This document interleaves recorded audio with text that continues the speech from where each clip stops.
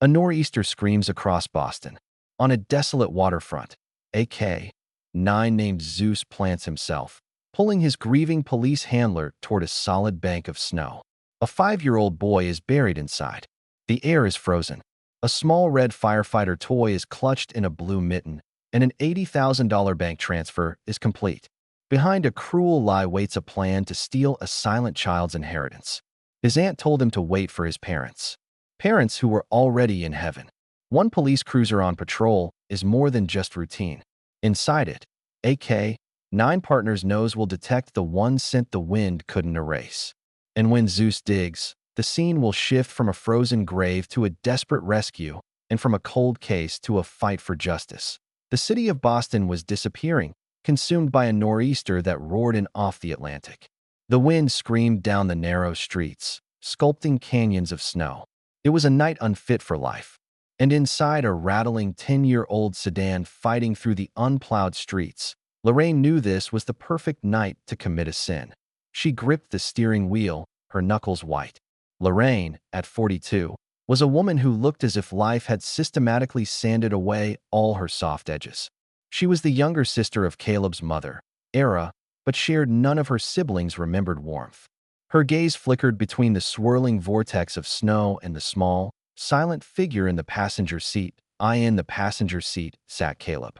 At 5 years old, he was small for his age, a fragile echo of the vibrant parents he had lost 6 months prior in a fog-drenched collision on the Tobin Bridge. He was all enormous, solemn gray eyes set in a face too pale and thin. He hadn't spoken much since the accident.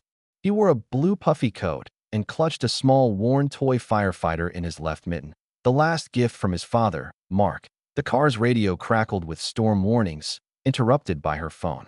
Vince. Lorraine's lips tightened. What? Are you done yet? The roads are closing, Lorraine. I'm not waiting around all night. It's him or me. You got to make the choice. I'm doing it, she hissed, glancing at Caleb. I'm almost there. Just wait. Whatever. You got 1 hour, or I'm gone, and I'm taking the security deposit with me. A cold, brittle resolve settled over Lorraine. It was done. She couldn't go back. She turned the car toward the industrial desolation of the South Boston waterfront. She pulled into an unplowed access road, stopping near a massive snow-drifted concrete divider.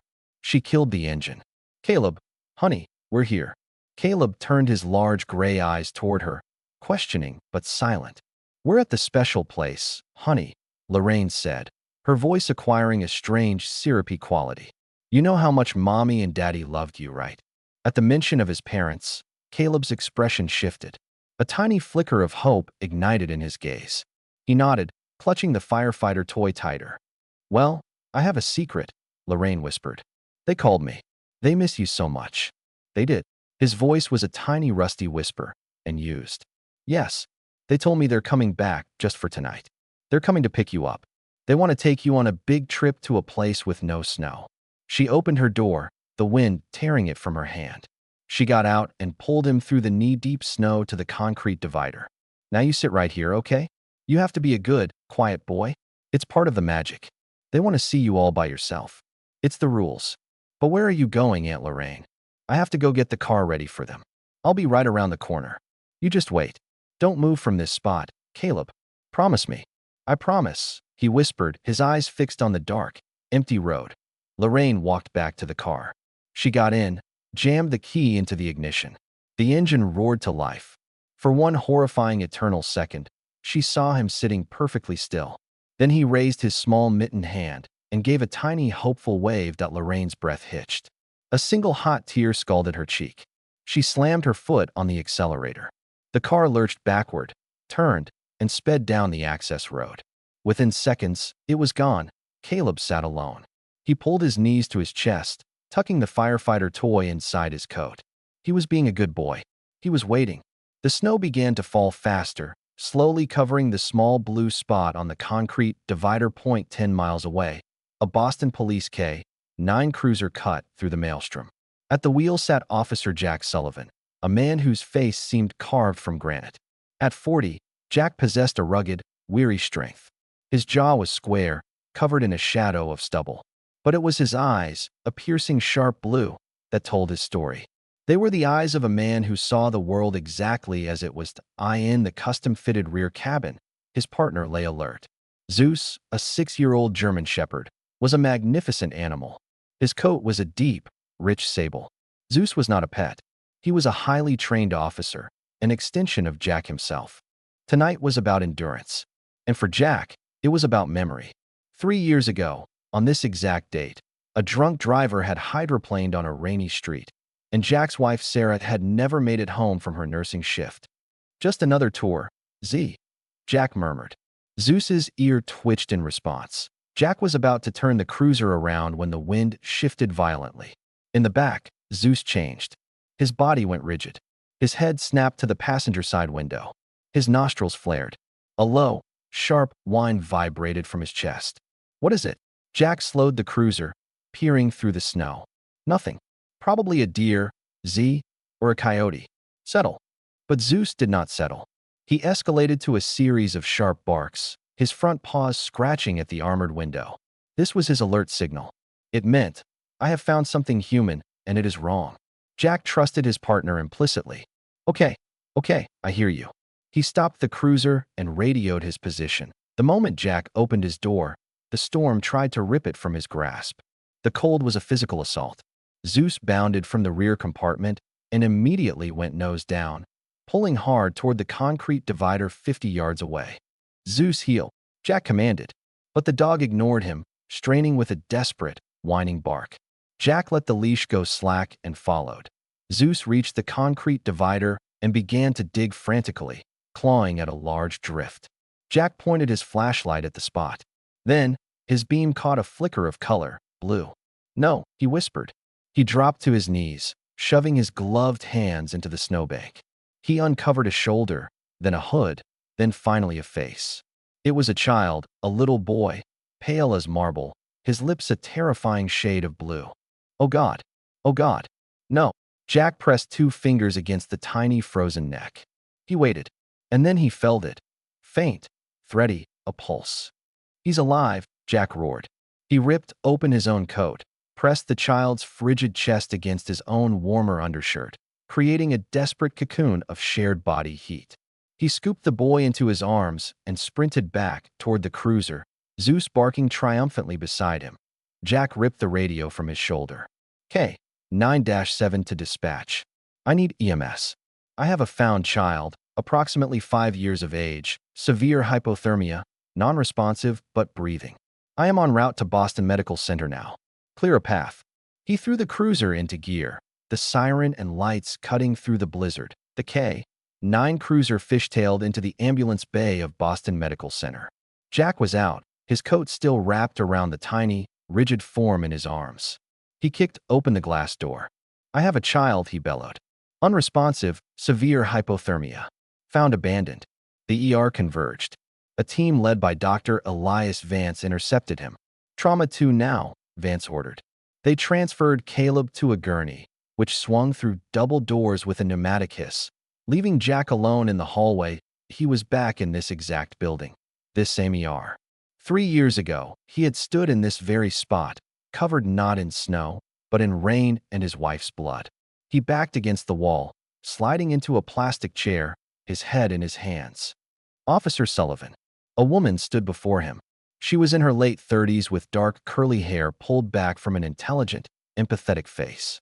My name is Dr. Amelia Hayes. I'm the on-call child psychologist for the hospital. Before he could respond, the double doors hissed open. Dr. Vance emerged. His core temperature is up to 92. He's still in the danger zone, but he's responding. His heart rate is stabilizing. He's a fighter. He's going to make it. He survived the blizzard, officer. He survived you finding him. Now we see if he can survive the thaw. Hours later, Jack was allowed to see him. Caleb lay in a pediatric bed, swallowed by a hospital gown and thermal blanket. The terrifying blue tint was gone, and 4 line ran into his small hand. His breathing was steady, and his eyes were open. He was awake. Hey, Jack whispered. Hey there, bud. You gave us all quite a scare. Caleb's eyes swiveled toward him, but there was no recognition, no fear, no relief. There was nothing, just profound, terrifying emptiness. He's been like this since we extubated, Dr. Hayes said from the doorway. It's what we call selective mutism. It's a severe trauma response. He's not just silent. He's gone. He's locked himself inside where he thinks it's safe. So what do? We wait. We create an environment so safe, so predictable that he eventually chooses to come out. It could take a day. It could take a year. A nurse entered holding a clear plastic bag. It contained the oversized blue coat, the frozen mittens, and one small plastic firefighter. She placed the toy on the bedside table. Caleb's eyes suddenly darted to the table, his gaze fixed on the toy with desperate, laser-like intensity. The toy, Dr. Hayes whispered to Jack. It's a connection. It's the first one we've seen. Jack stood by the window. The snow had finally stopped. He looked from the paralyzed city to the silent boy in the bed. The physical rescue was over, but the real person was still out there, lost in the storm. And Jack, standing in the same hospital where he had lost his wife, felt an overwhelming sense of purpose. He hadn't been able to save Sarah, but God help him, he would not fail this boy. The next 3 days were a blur of bureaucratic gray. Caleb remained in the PICU, a silent, hollow-eyed ghost. His physical recovery was remarkable, but he did so mechanically. His gaze was perpetually fixed on the small red firefighter toy. Jack fell into a fractured, obsessive rhythm, spending every off-duty hour in the plastic chair by Caleb's bedside, speaking in a low, gentle monologue met with absolute silence. That on the 4th day, Jack arrived to find Dr. Hayes waiting outside Caleb's room. Beside her stood a new woman in her late 50s with sharp, intelligent eyes. Her salt and pepper hair was pulled into a tight bun. Officer Sullivan, Dr. Hayes began. This is Maria Sanchez. She's the case manager from the Department of Children and Families. Maria's handshake was firm. Officer Sullivan, I've read your report. What you did was incredible. You saved this boy's life. Just doing my job, ma'am. Maybe. But now my job begins. I've spent 72 hours trying to locate the aunt, Lorraine Wells. She's vanished. Her apartment is empty. Her phone is disconnected. As of right now, she's a ghost. So she just dumped him and ran. It appears that way, which means Caleb is officially a ward of the Commonwealth of Massachusetts. He's medically cleared for discharge. My only option is to place him in a state-run foster facility. No, Jack said, the word coming out louder than he intended. Excuse me, officer? No, you can't put him in a home. Not like this. He's not just a file. He's broken. He needs stability. He needs stillness, Dr. Hayes interjected. A facility with all its rules, its noise, and its rotating staff could cause him to retreat. So far we might never get him back. I have 18 new cases this week, Sanchez sighed. I don't have a quiet, non-threatening environment on speed dial. Jack looked through the small glass window. Caleb was sitting up, staring at his toy. He can come with me. Both women stared at him. Officer, I think you know that's not possible. You're a single man, an active duty police officer with AK-9. You're not a certified foster parent. So certify me. I'm a cop. My background check is already on file. I have a house. I have room. You said he needs a quiet environment. It's just me and my dog. It doesn't get any quieter. Don't send him to a facility. Please give me temporary guardianship, emergency placement, just until you find a better option. Maria, Dr. Hayes said, he's not wrong. Officer Sullivan is the one who found him. He's the only familiar face in Caleb's entire world right now. Sending him away could be catastrophic. Maria Sanchez was quiet for a long time. It would be highly irregular. But these are irregular circumstances. I'll make the call. But officer, you need to understand what you're asking. This isn't a dog you're rescuing. This is a child who might never speak again. I understand. I don't care. 2 days later, Jack was pulling his truck up to the hospital's discharge entrance. He walked out with Caleb. The boy was dressed in new, ill-fitting clothes, clutching his red firefighter. He moved like a small automaton. The drive to Jack's small Cape-style home in Roslindale was the longest 20 minutes of Jack's life, filled with suffocating silence. He led Caleb inside. The house smelled faintly of lemon oil and old memories. A photograph of his wife Sarah was on the mantelpiece. This is it. This is home. Caleb just stood on the welcome mat, his gaze fixed on the floor. Let's get you settled. He showed Caleb the guest room. This is your room. Caleb didn't move. He just stood in the doorway. Then there was a sound, the click, click, click of claws on hardwood. Zeus emerged, his head low, his ears slightly back. "Zeus, stay," Jack commanded. Zeus ignored the command. He walked slowly, circled wide, and stopped about 3 feet from the boy. He lay down, his head resting on his paws. He let out a low, soft woof. Caleb flinched. His head lifted a fraction. His eyes moved from the floor to the large, sable-coated animal. Zeus crawled forward on his belly and gently pushed his broad, warm head against Caleb's small foot. He just rested there, a solid, warm, living presence. Caleb's entire body went rigid. Jack held his breath. The boy's small hand, the one not holding the firefighter, clenched into a tight fist. He was trembling. Then the fist slowly unclenched, finger by finger.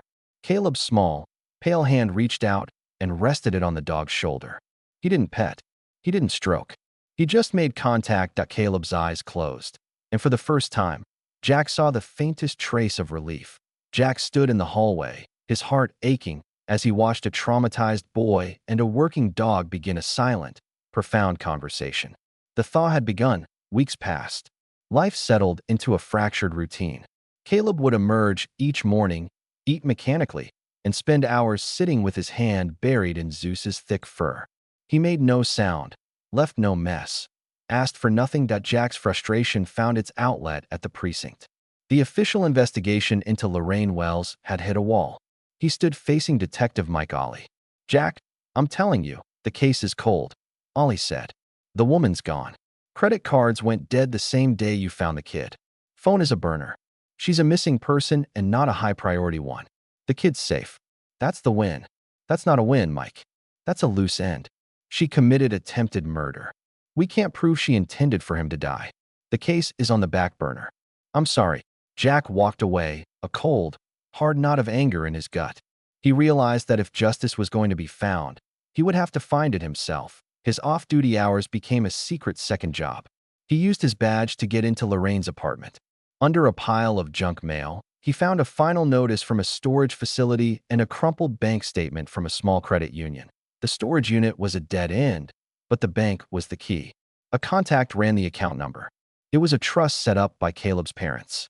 The account had held nearly $80,000. It had been completely liquidated. The transfer finalized just 6 hours before Caleb was found in the snow. Jack sat in his truck staring at the printout. This wasn't panic. This was a plan. She had taken the money and then driven him to the waterfront to erase the only witness. This discovery was punctuated by weekly visits from Dr. Amelia Hayes. She would sit on the floor with Caleb, Zeus positioned between them, and bring art supplies. Language isn't just words, Jack. For a child this traumatized, language is a threat. We have to find a new way in. For the first 2 sessions, Caleb wouldn't touch the crayons. On the 3rd visit, Dr. Hayes drew a simple dog. "Can you draw Zeus's leash?" she asked softly. Caleb's small hand crept forward. He picked up a crayon. He didn't draw a leash. He drew a house, a small square with a triangle roof. Then he drew 2 stick figures standing by the house, smiling. "That's beautiful, Caleb," Dr. Hayes said gently. "Who is that?" Caleb looked at his drawing. He picked up a black crayon. Slowly, methodically, he began to draw all around the house, all around the 2 smiling figures. He scribbled frantically until the entire scene was covered in a thick, chaotic storm of black lines. He pressed so hard the crayon snapped. He stared at the ruined picture, and a single tear rolled down his cheek. Later, Jack stood with Amelia on the porch. "What was that?" "The black? That was the storm, wasn't it?" "Partly. The house, the smiling people, that's his parents." "He's not just drawing a memory, Jack. He's drawing what he was told. He's drawing the lie. The black is the storm, the fear, the confusion. But more than that, it's the prison. He's trapped. He's still sitting on that concrete block in his mind, waiting for those 2 smiling people to walk out of the snow. And they never will." Jack stood on the porch long after she left. He looked at the bank statement in his hand.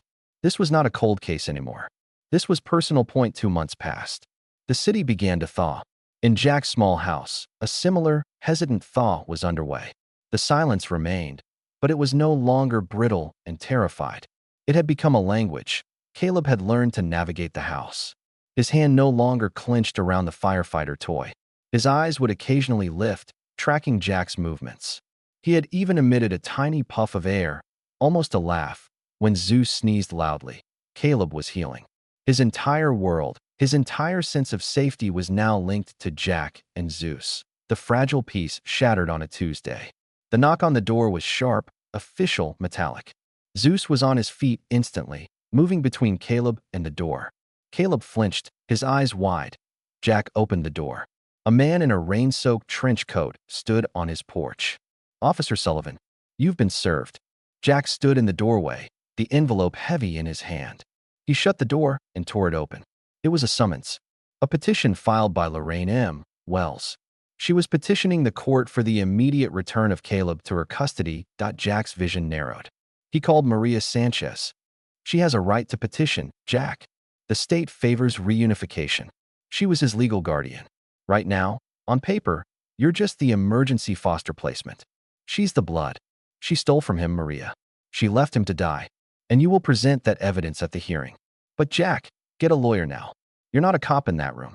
You're just a foster parent, and the system is on her side." The next 3 days were a waking nightmare. The hearing was held in a small conference room at the DCF downtown office. Jack arrived early, the bank statements in a folder under his arm. Maria Sanchez sat at the head. Dr. Hayes was there at Jack's request. Then the door opened. Lorraine Wells walked in, and Jack's blood turned to ice. The woman from the blizzard was gone. This woman was transformed. Her hair was a soft, expensive shade of honey blonde, styled in a sleek bob. She wore a powder blue cashmere sweater set, tailored gray trousers, and costly heels. She looked rested. She looked stable. She looked moneyed. This was what $80,000 bought. It bought a metamorphosis. She was not alone. Beside her was Arthur Harrison, one of the city's top-tier defense attorneys, known for his shark-like instincts. Harrison placed a hand on Lorraine's back, guiding her to the seat opposite Jack. "Miss Sanchez, thank you for seeing us. My client, Ms. Wells, is here to rectify a terrible situation." Lorraine dabbed her eyes with a lace handkerchief. "Officer Sullivan," she whispered, her voice trembling. "I don't know how to thank you for what you did." Jack just stared, his face carved from granite. "My client suffered a catastrophic psychological breakdown following the 1-year anniversary of her sister's tragic death." Harrison continued. "She was grieving. She wasn't in her right mind. She has spent the last 2 months in an intensive inpatient therapeutic facility in Connecticut dealing with her grief and trauma." "An inpatient facility?" Maria asked. "Indeed, we have the full medical discharge report." Harrison slid a thick, professionally bound document across the table. "She is now stabilized and emotionally and financially prepared to resume care of her nephew." "She abandoned him," Jack said, his voice a low growl. "She faltered," Harrison corrected. "She had a dissociative episode. A tragic temporary break from reality. And now she is well, and she wants her boy back." Lorraine broke into a quiet sob. "I just want to hold him." Jack looked at the woman, her highlighted hair, her manicured nails. He saw the bank statement in his mind. Inpatient facility, a lie. A brilliant, expensive lie purchased with Caleb's own money. She hadn't just run. She had invested. She had used that stolen inheritance to wash herself clean, to build a legal fortress, to buy the best shark in the city. This wasn't about reunification. This was about the rest of the trust, the main fund. She couldn't access it without the child. Jack looked at his crumpled bank statement and then at Harrison's polished medical report. He realized he was utterly, terrifyingly outgunned. The Suffolk County Family Court was a place where hope went to be dissected. The building smelled of floor wax, damp wool, and human desperation. Jack sat at the respondent's table in his only suit. Bill Jensen, his union-appointed lawyer, sat beside him. A few feet away, in a chair so small he looked like a doll, sat Caleb, clutching his red firefighter, his eyes wide and vacant. Then the opposing side entered. Arthur Harrison strode in, followed by Lorraine. Her transformation was complete. She wore a simple dark green dress, a picture of demure penitence. She looked like a grieving mother. "All rise," the bailiff called. Judge Eleanor Shaw entered, her face etched with weariness but her eyes sharp. Case 9A-405 in the matter of Caleb Wells. This is a hearing on the petition by the biological aunt, Ms. Lorraine Wells. "Mr. Harrison, you may begin." Harrison rose. "My client is not here to make excuses. She is here to atone." He described a woman shattered by her sister's death, who suffered a transient, dissociative, psychotic break. She didn't run, Your Honor. She fled in terror and confusion and immediately checked herself into a facility. And while she was healing, her nephew was placed with this man. He gestured toward Jack. Officer Jack Sullivan, a man who tragically lost his own wife 3 years ago. A man who we must assume is desperately lonely. Objection, Bill Jensen said. Motive is not relevant. Overruled. Get to the point, Mr. Harrison. The point is that this is a case of tragic transference. Officer Sullivan, a grieving widower, finds a child. He doesn't see a ward of the state. He sees a replacement. His motives are fundamentally selfish. He is clinging to this child to heal his own trauma. While my client, the boy's only living blood relative, sits here, healed, stable, and desperate to bring her family back together. We ask that the court reunite this broken family. Harrison sat down. The room was silent. It was Bill Jensen's turn. Your Honor, Mr. Harrison paints a very moving picture, but it's fiction. He introduced the bank statements. This is an $80,000 withdrawal from the boy's trust fund transferred to an untraceable account just 6 hours before he was found. This isn't a psychotic break. This is a heist. This is grand larceny followed by attempted murder. Objection. My client was not in her right mind. She has admitted to moving assets in a state of paranoia, and she is prepared to make full restitution as soon as the boy's full trust is available to her. Judge Shaw held up a hand. The financial records are noted, but they are not in themselves proof of intent to abandon. What I am concerned with here is the well-being of the child. I see the child is in therapy with Dr. Amelia Hayes. Is she present? She is, Your Honor. Dr. Hayes was called. She was calm and clear. She described Caleb's condition, selective mutism, severe PTSD. She presented the drawings. Caleb is trapped, Your Honor. He is trapped in the moment of the lie his aunt told him. He is still waiting for his parents to come. And you believe he cannot speak, Doctor? He will not speak, Your Honor. He has dissociated as a defense mechanism. Is he capable of expressing a preference? No, Your Honor, not in words, but his actions are clear. He has formed a profound nonverbal attachment to Officer Sullivan. Dr. Hayes paused. Your Honor, I have a procedural request. Caleb's ability to remain present is almost entirely dependent on his therapeutic support animal. Harrison scoffed. A support animal? We are in a court of law. What animal, Doctor? The judge asked. Officer Sullivan's K-9 partner, Zeus. The dog that found him. The bond is the only reason he has made any progress. I am asking the court to allow the animal to be present. This is a circus. It's prejudicial. Mr. Harrison, sit down. You believe this is medically necessary. I do. Judge Shaw sighed. Fine. Bailiff, arrange it. 10-minute recess. When they returned, Zeus was brought in wearing a simple support animal harness. He ignored everyone, walked directly to Caleb, and lay down. For the first time that day, Caleb's small hand moved, dropping from the firefighter toy to grip the dog's fur. Judge Shaw watched this. Very well. I have read the reports.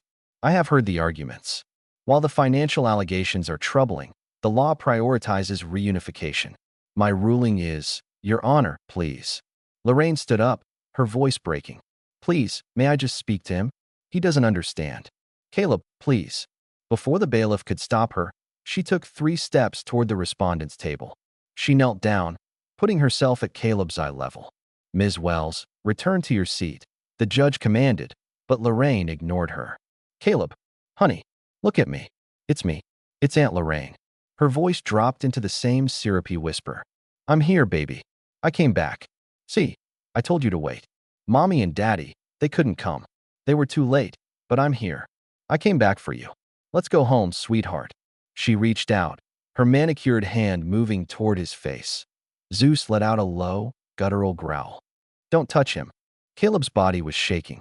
He stared at her new hair, her new face. He heard the lie, the same lie that had left him in the snow. He saw her hand coming closer. He looked at Jack. He looked at Zeus. And then he looked back at Lorraine. He opened his mouth. A sound tore from his throat, a sound that was rusty, raw, and full of all the frozen, silent rage of the past 2 months. Liar. The word echoed off the high ceiling. Lorraine recoiled. Harrison's jaw dropped. Dr. Hayes gasped. The judge's eyes went wide. Jack half rose from his chair. Caleb was trembling, his eyes wild, terrified by his own voice. But he was there. He was present. Liar. The echo hung in the air. Lorraine was frozen, her face a blank slate of shock. Harrison was silent. Dr. Hayes had tears streaming down her face. Jack was staring at Caleb, his heart hammering. Caleb was breathing in ragged sobs, terrified by his own voice, but he held his ground. His eyes were blazing with a 5-year-old's absolute terrible clarity. He had been pulled from the gray, silent fog by the one thing strong enough to do it, the lie that had put him there. Zeus rose to a seated guard posture, a solid wall pressed against Caleb's back. The silence was broken by the sharp crack of a gavel. "Miss Wells," Judge Shaw said, her voice cutting like a razor. "Return to your seat now." Lorraine scrambled to her feet, stumbling. "He doesn't. It's the dog," she stammered. "That man, he's trained that animal to make him." Silence. Judge Shaw's voice snapped. "Mr. Harrison, control your client or I will have her removed." Harrison pulled Lorraine into her chair. "Dr. Hayes, in your professional opinion, what just happened?" Dr. Hayes stood. "Your Honor, what happened was a breakthrough. Ms. Wells provided a stimulus so precise, so identical to the original trauma that it broke through his dissociative state. He's not just repeating a word. He has made a judgment. He has identified his betrayer." The judge nodded. She looked at Caleb, who was now quietly weeping into Zeus's fur. She looked at Jack. "Mr. Jensen, I believe the financial documents you presented are no longer a matter for another court. They are the motive. They are the why. Mr. Harrison, your client's petition is a masterwork of fiction. But in the face of this," she gestured to Caleb, "it is an insult to this child and to this court. The petition is denied permanently." "Your Honor," Harrison started. "I am not finished, counsel. Effective immediately, I am stripping Miss Lorraine Wells of any and all parental or guardianship rights. They are terminated permanently. Furthermore, I am forwarding this entire file to the district attorney with my strongest recommendation for immediate criminal prosecution." "You can't," Lorraine shrieked. "It was my money. He was my burden. You can't take him. Bailiff, remove her." As the bailiff approached, Lorraine lunged toward Jack. "You did this. You and your monster. You stole him." Zeus was on his feet, teeth bared, but Jack simply stood up, shielding Caleb. The bailiff grabbed Lorraine's arms. She was dragged from the courtroom, screaming and sobbing. The door slammed shut. Judge Shaw looked at Jack. "Officer Sullivan, you are a brave man. You are also a very foolish one. To take this on,